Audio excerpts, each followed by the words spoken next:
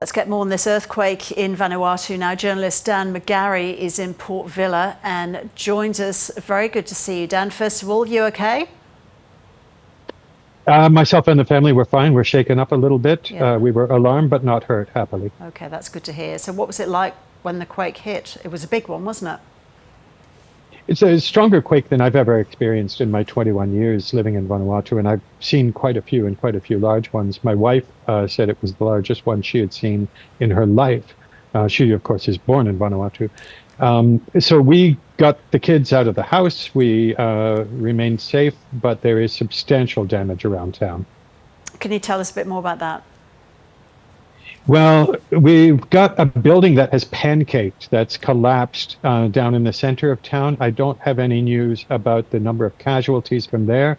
I did speak with a police officer at the gate of Vila Central Hospital. He told me that there was one confirmed fatality, and I saw for myself a mass casualty treatment center being set up outside the emergency ward of the hospital.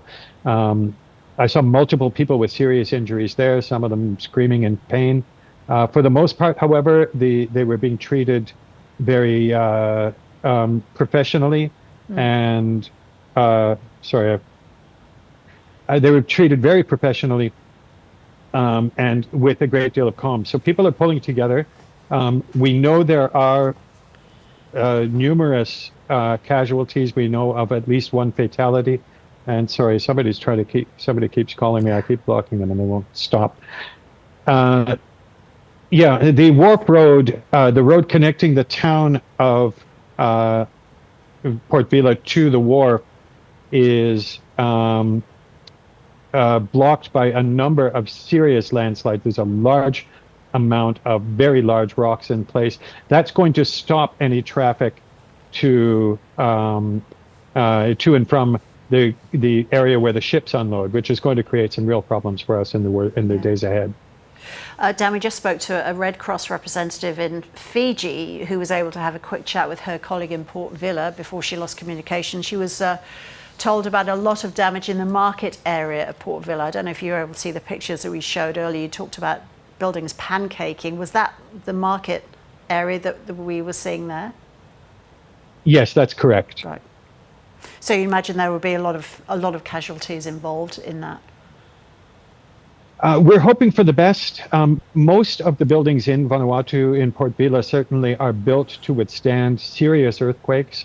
Our house got through it without a scratch, for example, but there's evident damage to a great many buildings. I know a lot of people are going to be concerned about where they go to work and where they sleep in the days to come. I can't speculate about the number of people that might have been affected by this building collapse in town. Sure. It's very serious, and all we can do at this stage is hope for the best. Are you experiencing aftershocks? We had an aftershock about 30 seconds before I came on camera. Okay, how's that? The kids are still sitting outside. But was the aftershock pretty strong? No, they haven't been too strong, but we're still being cautious about things. Right. So what's happening now? You say the kids are outside, and most people outside of buildings, apart from yourself, we're very grateful for you for coming on and chatting to us. Yeah, there are a great many people staying outside buildings for obvious reasons. There's a large volume of vehicle traffic moving into the higher areas of town, away from the shorelines. That's a sensible precaution. And emergency vehicles are really the only ones heading out towards the shore at this point in time. Have you heard about tsunami? There is a tsunami alert that's ongoing. Yeah, that struck me as likely because a lot of the shaking was vertical, which is not common here in Vanuatu. I was down at the ocean a little while ago. I talked to somebody who had been keeping an eye on things. They said they hadn't seen any really significant receding in the water line, so we're hoping for the best.